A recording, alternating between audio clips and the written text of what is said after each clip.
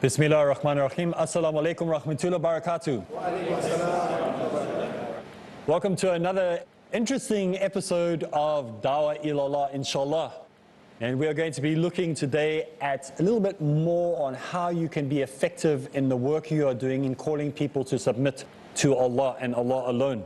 Going through the book written about how to do Dawah Ilallah, and we quoted, calling towards Allah also means calling towards Islam, and to convince people that they should lead their lives according to the teachings of Islam and to strive to establish that system in their lives. So what is the purpose of calling people to Islam? Is to establish Islam. And this is very, very important for us to understand. You know, to establish something means that it must become firm, not temporary. You know what a squatter camp is? Anyone knows what a squatter camp is? You know? Squatter camp? When somebody comes and squats on your land. It means they come there and they take over your land that doesn't belong to them. So if we look at the word squatter, a person who's a squatter or a squatter camp, some countries in the world, there's a vacant piece of land. Maybe it belongs to you.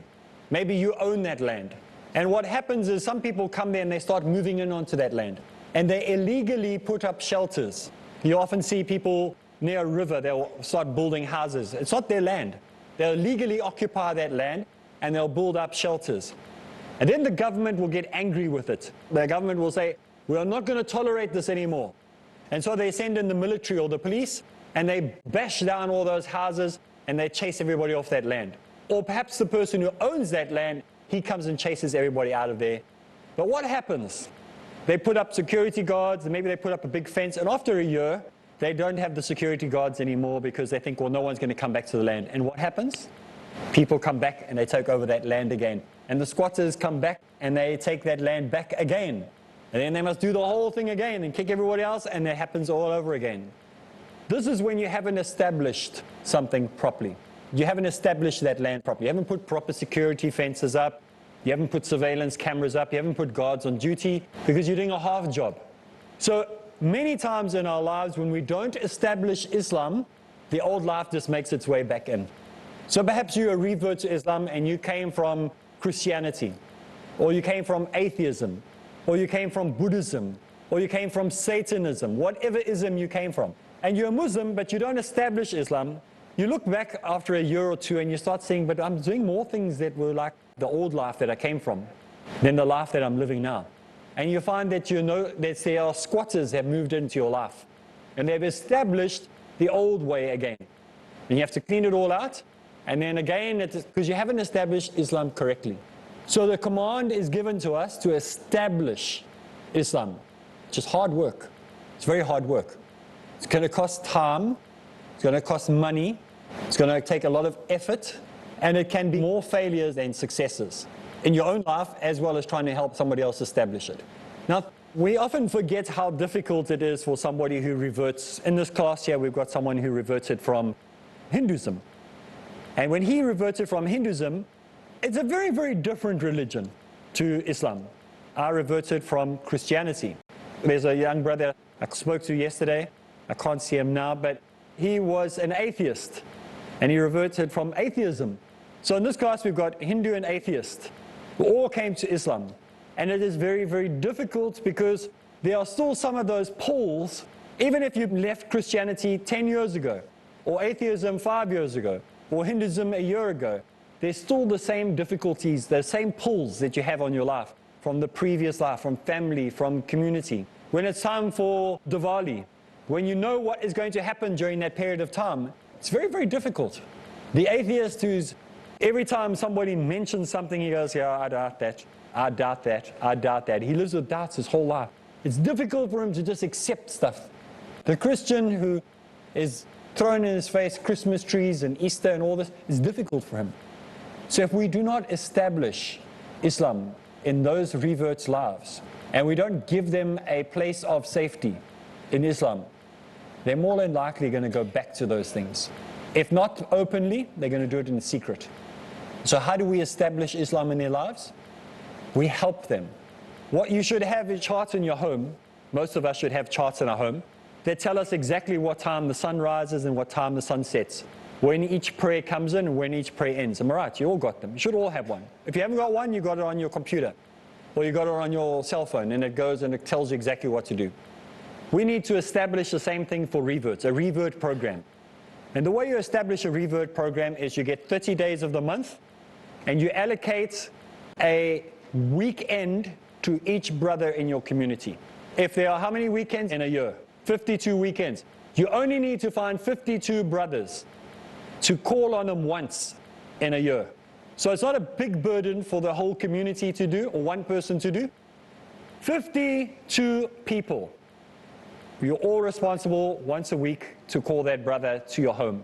So once a year, you have an opportunity to invite someone to your home. It's not a big burden. It's not a big task for you to do. It's easy. Am I right? Once you give him something, perhaps you're giving him a book, perhaps you're giving him a DVD, whatever, only once a year, if you divide it amongst 52 people. Therefore, it becomes easy. And this brother every week has been invited to a different person's home to have lunch, breakfast, or supper, or tea, at least once a week. That's 4 times a month.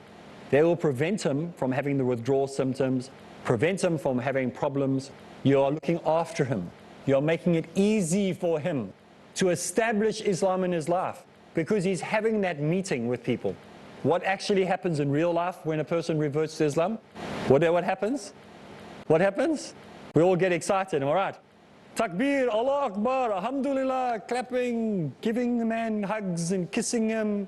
And he goes, yo, I thought these Muslims were normal, but I've never been kissed by so many men in my life.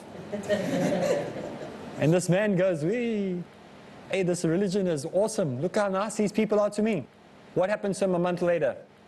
Everyone goes, walks past him. It's very, very difficult for him. So we need to establish a relationship with this person. We need to include him into the community. And those countries where you may be a minority group, say you're in America and you come from Pakistan, you're a minority there. You might find that when you become a revert, that the community doesn't invite you in because it's Syrian, or maybe it's Caucasian, or maybe it's from India, and you feel that you're out. Then you must be even more effort on helping that person. So where you are in your country that you come from, in the community that you are to go to your mom, you're going to go to the leaders of your mosque or their local community, and you are going to establish a 52-week program where you are on how to look after reverts. It's only one day, or maybe even only 1 hour of a year that you have to do something for somebody else. It's easy for you to do. You can do it. So this is the idea on what we are talking about in establishing Islam in the lives of a person. This is real, down-to-earth, practical dawah. So we can all do this, am I right? Can we all do this? We're not going to just let this go and say, okay, that's it. We can establish this, inshallah, into our communities. And we can make that revert, inshallah, become established amongst the Muslim Ummah. The first 3 or 4 years that I became a Muslim, not a Muslim came near me. Except for maybe the one guy who was looking after, got me excited about Islam. And the rest of them didn't know how to read me. Like, is this guy a spy? Is he a Christian plant? What is the story? So sometimes you might be suspicious. But give the revert the benefit of the doubt in the beginning. If he breaks that, then you can get suspicious. But in the beginning, trust everything he says. If he proves otherwise, then you can add the doubt in. I'll give you an example. In my country, there was a young man, a very, very smart young man. He worked with NASA. That's how smart he is. He wasn't even in his 20s. So he's smart. He was an inventor. And he became a Muslim. And he learned the first 3 years of Arabic in a month. So imagine, this guy is smart. He had different people teaching him. And he was fluent in his Arabic. And we were all, alhamdulillah, what an amazing guy. We lifted him up, everyone was teaching him, only to find out that he was actually a plant. He was a church plant. So the church had planted him in the Muslim community to find out and take information back to the Christian community. So it does happen. Don't get me wrong, it happens. But it doesn't happen all the time. It happens once in a blue moon. Does that mean now we are suspicious of everybody who reverts? Of course not. We give them the benefit of the doubt until they do something that makes us think otherwise. We actually found out because he created a website. He was a bit stupid. Created a website, and we found it all on the website where he's feeding this information back. Now he's training Christian missionaries on how to infiltrate the Muslim community and how to do dawah to the Muslims, or how to call them to Christianity. So we said, alhamdulillah, we don't mind. I mean, we're straightforward about it. We don't hide. We come out, here I am. I show everybody who I am. We don't hide in the corners and pretend and duck and dive. We expose ourselves exactly who we are. I am a Muslim, and I was a Christian. I'm not afraid of saying that. These guys hide. So it does happen, but we are just saying to you, don't treat a revert like, establish Islam. Do I want to do dawah to this man still? Of course I want to do dawah to him, more than ever. Because now that I know he was a plant, I want to do dawah to him even more. I want to say, with all that knowledge, with the beauty of Islam on your tongue, and the Arabic on your tongue, you cannot taste it, you cannot feel it, you must be brain dead to not be able to have been affected by that, not to have felt that peace. Yet he goes back to Allah. He chooses this brain of a man to go back to Allah, one that has been established to be Allah. It's not like a rumor. It's not a story that we say to scare everybody from becoming Christians. It's established truth. Even the Christians by the thousands, by the millions are leaving every year Christianity for Islam. Great Christian scholars abandoning Christianity either to become atheists or leave the religion for whatever other religion it is. So it's established. It's time for us to take a break. When we get back from the break, we'll continue, inshallah.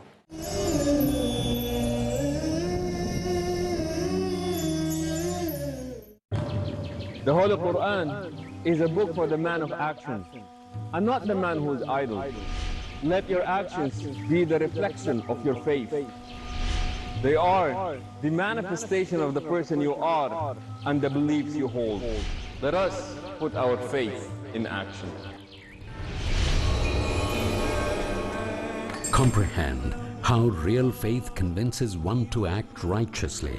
Connect to know Yasir Fazaga in Faith in Action, every Wednesday at 6 p.m. Saudi Arabia and 7 p.m. UAE on Peace TV. Where truth is hidden, misleading quotations create confusion. Where truth is hidden, lack of knowledge and wisdom cause upheaval and commotion.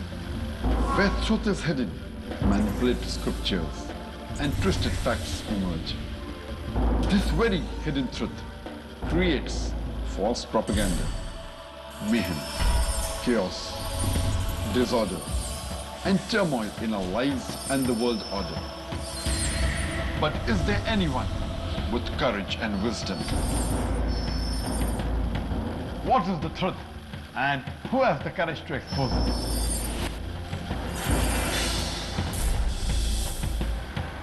Because it's your right to know the truth.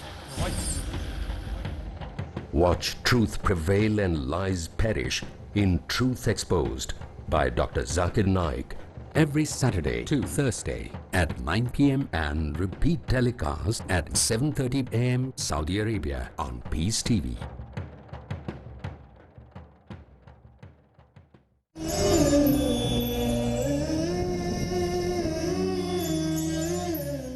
Bismillah ar-Rahman ar-Rahim. Assalamu alaikum rahmatullahi wa barakatuh. We're continuing with our talk, and as we go further into looking at dawah, we see that there are two logical, easygoing, just evolves by itself outcomes by doing Dawah Ilallah. The first one is that we already know that it tells people who Allah is. The second is it brings people to understand who the final messenger is. As a byproduct of that, it brings people to understanding the Quran and reading the Quran, things like that. So the idea of what we are doing in calling people to Islam is to introduce them to Allah, introduce them to the Quran, introduce them to the final messenger. Now many people may not accept the final messenger. I remember when I reverted, and I'll be honest because people are watching at home, maybe they have the same feeling. It was very, very difficult for me to accept the Prophet Muhammad ﷺ. Very, very hard for me. Because I came from Christianity and I'd been lied to about so much. So I didn't trust anybody else. The Christians had destroyed my trust in any messenger. Because if they lied about Jesus and what he is supposed to have said, then how do I know they're not lying about the Prophet Muhammad sallallahu alaihi wasallam? That's how I felt. So even though I accepted Islam, I accepted La ilaha illallah long before I accepted Muhammadur Rasulullah. Even though I said it, it has to be established, remember? We have to establish these things in ourselves. So I was able to establish Tawheed before prophethood. Why did I not establish prophethood? Because I lost trust in what the previous... And you'll find this with Hinduism, you'll find this with Christianity, you'll find this all religions. It's not an easy sale to just accept the Prophet Muhammad ﷺ as a messenger. So this is where you have to do more work when it comes to this point. You've got to show the credibility of his character. You've got to mention things that are sometimes going to be difficult for people to understand. You've got to associate the time period that things happen with the people that you are talking to. For example, they'll say, well, why did he have so many wives? You have to now explain the period of that time. Didn't you know in your own religion, Christianity, Buddhism, Hinduism, that they were able to have many wives? Who established the idea, or who said that you only have one wife? Was it the Bible? Was it the Old Testament? Was it the New Testament? Or was it the church later along the line? Things like that. You have to explain concepts to them. You have to have an understanding of where they're coming from. So the basic teaching that we understand of Islam is to show people the way to Allah. The second is to the Quran. And the third is establishing their link to who the Prophet Muhammad ﷺ is. To respect and love him, but not to worship him. But they have to have a healthy respect for what he has done. And this can be tricky. This can be very tricky in the work that we are doing. So let's move on to point R in the book. And the book that we are going through is called Dawah Ilallah. And we're moving on to the point where it speaks about the Prophet Muhammad ﷺ as a true prophet of Allah. And that his teachings are the same as those of the prophets before him. So our Sheikh will read from that point onwards. Let us first look into a question which is generally raised against his prophethood. The question is, how come instead of someone from sons of Israel, a person from sons of Ishmael or Ismail was sent as a prophet? Allah subhanahu wa ta'ala answers this question in the following manner. He sends down the angels with spirit of his command, to whom of his slaves he wills to warn mankind that none has a right to be worshipped but I, so fear me. Surah 16 verse 2. Another point to prove his prophethood is that when he started to call his people towards the unity of God, his life was like an open book to them. They used to call him Amin, trustworthy. He referred to his life as a point of argument to his opponents. So when we look at what has been written here, we see that many people say, well, you know, why was this messenger sent? Why does he not belong to this lineage? Why does he not belong to that lineage? Many of the Jews, for example, will say that Jesus cannot be a prophet. May Allah be pleased with him, because he doesn't come from this lineage. They want a lineage. Their prophet was supposed to come through a certain lineage. And sometimes people put lineage as more important than whether the message should be listened to. So if you don't come through that family line, then we're not going to listen. And so this is what the Jews did with the Prophet Isa, peace be upon him. They said he's not a real prophet. Still to this day they say that, because they say he did not come through that line that he was supposed to come through. And the argument has been made by Christians that the Prophet Muhammad ﷺ is not the true messenger because he didn't come through the lineage that they expected. The same argument that they put on Islam is the same argument that the Jews make against them. Surely they should learn that Allah chooses whom he wills to send his messenger or the angel to whom he wills, with whomever he decides. The logical choice is seldom what we think it would be. If we're thinking of who would be the ideal person to send a message to, we would never think of a tradesman trading animals as a messenger. This is who Allah chooses. Allah is the best of deciders. He decides best what is for humanity. He never makes mistakes. Allah can never make an error. This is what we do. You see, we look at what we think is the best, and we're often mistaken. Though I enjoy a lot of activities in life. I enjoy outside activities. I enjoy adventurous sports. And they say that people with my type of personality have like They want to live on the edge to get the thrill of life. I don't need to do those things to get the thrill of life. I just like to see the boundaries that there are in life, to push, to see if you can go a little bit further. If there's a big wave to surf, I want to go for that because I want to enjoy what has been created by Allah for us. I don't question why He's created it. Some people will sit there and they'll calculate. You'll see some of the people in the surfing fraternity in the world. They'll stand there and they'll look at the wave and they go, oh no, I can't go out because it's like pulling to the left or it's pulling to the right. Same with skydiving. Some people will sit there and go, oh, it's no good jumping out of an airplane today because, you know, it's not going to be. That's not the point. The point is to enjoy it. This is what's been given to you. Some people, they want to calculate too much. Some people like me just want to enjoy it. They're just doing it because they enjoy it. It's been given to us. So in the same way, when we understand that Allah chooses whom He wills, it's not always logical to us to understand. If we look at it from our own logical point of view, nothing would ever happen. If we, luckily, fortunately, Allah has control of this universe. Because if we did, there would be nothing left. We make very bad decisions in life. Allah is merciful. Think about how you would have dealt with it if you had control of this world.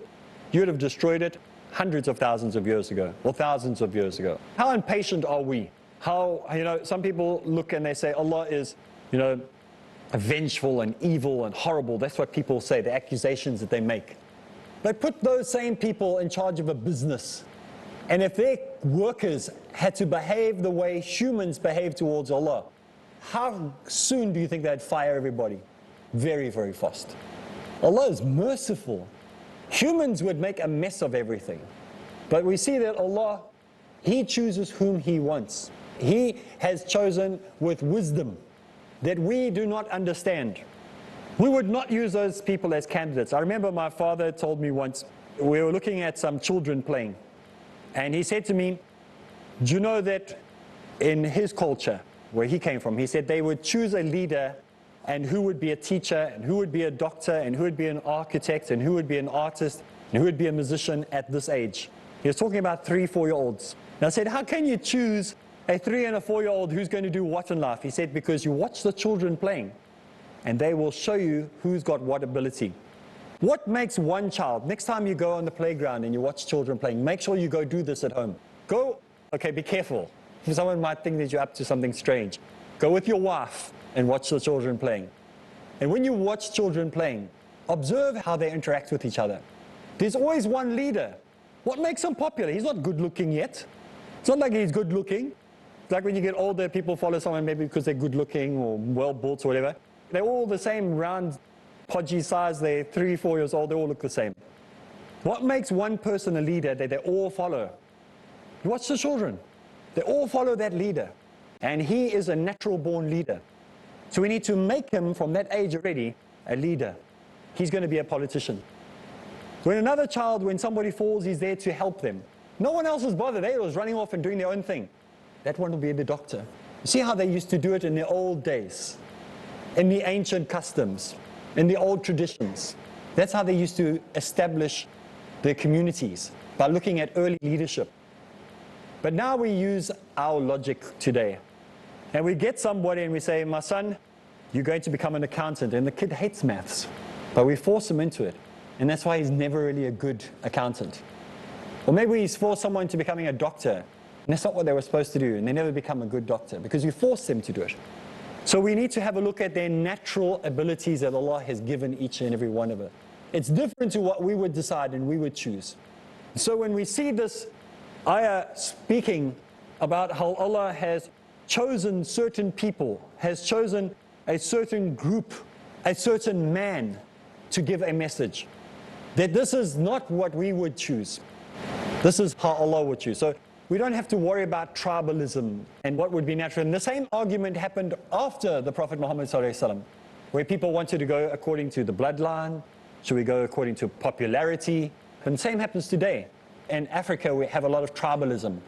So it's supposed to be inherited through the bloodlines.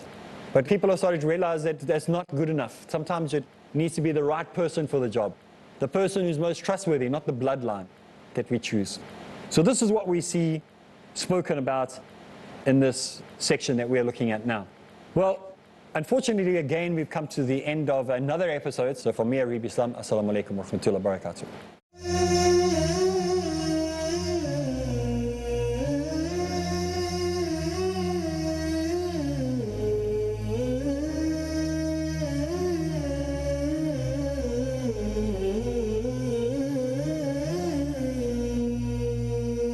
رب رحيم مشفق متعطف لا ينتهي بالحصر ما أعطاه